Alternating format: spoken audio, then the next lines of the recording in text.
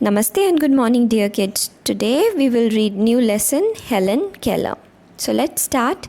It was the summer of 1880. A healthy baby girl was born in a small town in Alabama. Her parents loved her dearly and named her Helen Keller. यानी 1880 की गर्मियों की बात है. एक बहुत ही स्वस्थ बच्ची का जन्म हुआ एलबामा के एक छोटे से शहर में, स्मॉल टाउन में. हर पेरेंट्स लव्ड हर डियरली, यानी उसके पेरेंट्स उसे बहुत प्यार करते थे और उसका नाम रखा गया Helen Keller. But one day the baby became ill and day after day her fever stayed high. लेकिन एक दिन वो बच्ची बीमार हो गई और दिन बीतते गए लेकिन उसका फीवर बहुत तेज़ था, यानी उसका फीवर कम नहीं हुआ. Everyone in the family tried to help her to get better, but all they could say was, there is nothing more we can do, the baby may not live. हर कोई जो family का सदस्य था वो बहुत कोशिश कर रहे थे कि वो ठीक हो जाए, वो बेटर फील करे, लेकिन वो सिर्फ ये कह पा रहे थे अंत में, जब वो सब कुछ ट्राई कर चुके थे, कुछ भी उस बच्ची पे काम नहीं कर रहा था, तो दे कुड से शायद हम और कुछ नहीं कर सकते हैं, शायद ये बच्ची जीवित ना रहे. Helen lived but she was not the same after her illness. लेकिन वो बच्ची ज़िंदा रही, वो बच्ची जीवित रही, लेकिन बीमारी के बाद अब वो पहले जैसी नहीं थी. Something is very wrong, her mother said. At last they find out what was wrong. The child could not see or hear. उसकी मदर ने कहा कि कुछ बहुत गलत है, और बाद में फाइनली उन्हें पता चला कि क्या गड़बड़ ये थी कि अब वो बच्ची देख नहीं सकती थी और सुन नहीं सकती थी. The baby grew into a little girl. Her parents felt sorry for her. Helen often cried and held on to her mother. Give the poor child what she wants, her father would say.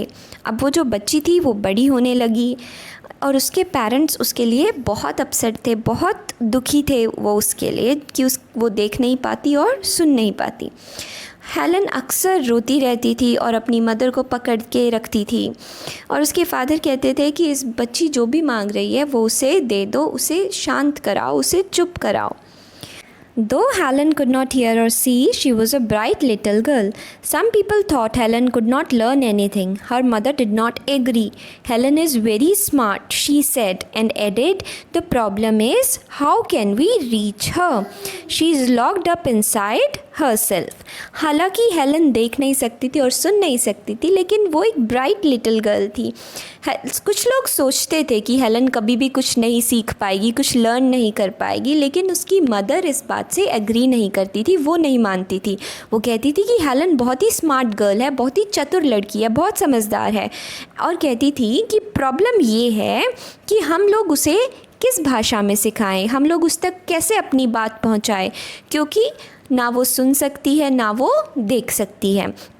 वो अपने आप में ही अंदर कैद हो गई है, वो अपनी बातें हम तक नहीं पहुंचा पाती. Helen began to grow wild. She would not let anyone comb her hair. Her clothes were always dirty. She was often angry. Sometimes she even lay on the floor and kicked her feet. यानी Helen जो थी अब वो बहुत ही wild होने लगी थी, यानी उस पेशेंस वो अपना लूज़ कर देती थी. वो किसी को अपने हेयर नहीं कॉम्ब करने देती थी, उसके कपड़े हमेशा गंदे रहते थे, और ज़्यादातर वो क्या रहती थी, गुस्से में रहती थी, और कभी कभी वो ऐसे फ्लोर पर लेटकर अपने पैरों को भी मारती थी. Her parents thought that they should find a teacher for her. Miss Sullivan, a young teacher, agreed to help Helen to learn to see the world. उसके पेरेंट्स ने सोचा कि हमें हेलन के लिए एक टीचर ढूंढनी चाहिए, और मिस सुलिवान इस बात के लिए मान गई. उन्होंने कहा कि मैं हेलन को सिखाऊंगी कि वो बिना अपनी आइज़ से देखे हुए, बिना अपने कानों से सुने हुए भी इस दुनिया को कैसे समझे, इसके बारे में कैसे सीखे. Miss Sullivan gave Helen a doll. D-O-L-L spells doll. She spelled the word with her fingers into Helen's hand. Miss Sullivan ने हेलन को एक डॉल दी, गुड़िया दी. हम सबको पता है डॉल की स्पेलिंग क्या होती है, D-O-L-L. तो मिस हेलन ने क्या किया, अपनी फिंगर्स से हेलन के हैंड पर D-O-L-L ऐसे लिखा. तो इससे हेलन को समझ आया कि यहाँ पर टीचर ने जो लिखा है इसका मतलब है गुड़िया यानी doll. She made the letters with special hand science. Helen copied her teacher and spelled DOLL too, but she did not understand what she was doing. Teacher ने स्पेशल हैंड्स के साइन से ये DOLL उसके hand पे लिखा और Helen ने भी कॉपी किया, जैसे उसकी टीचर ने किया वैसे हेलन ने भी किया, लेकिन उसे समझ नहीं आ रहा था कि उसकी टीचर क्या कर रही हैं। Helen liked miss Sullivan. She was strict but kind. Helen को मिस सुलेवान बहुत पसंद आई। वो बहुत स्ट्रिक्ट थी बट वो बहुत काइंड भी थी, बहुत दयावान भी थी। She spelled a lot of words for Helen. वो हेलन के लिए बहुत सारे वर्ड्स उसकी लैंग्वेज में सिखाती थी, यानी उसके हैंड्स पे वो बहुत सारे वर्ड्स लिखती थी। She spelled a lot of words for Helen on her hand day and night to make Helen understand. वो दिन रात हेलन के हैंड पर बहुत सारे वर्ड्स लिखती थी ताकि हेलन को अलग अलग चीज़ों के बारे में वो समझा सके। One day her teacher made Helen put her hand into running water.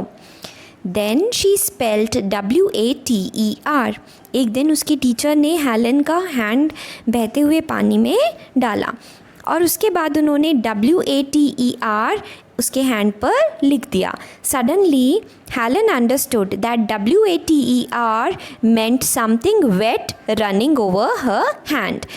और अचानक से हेलन समझी कि वाटर WATER जो उसकी टीचर ने उसके हैंड पे लिखा है इसका मतलब है कुछ गीला जो उसके हाथ के ऊपर से बह रहा था। She understood that words were the most important things in the world. उसे समझ आया जो वर्ड्स हैं वो इस दुनिया की सबसे इम्पॉर्टेंट चीज़ है।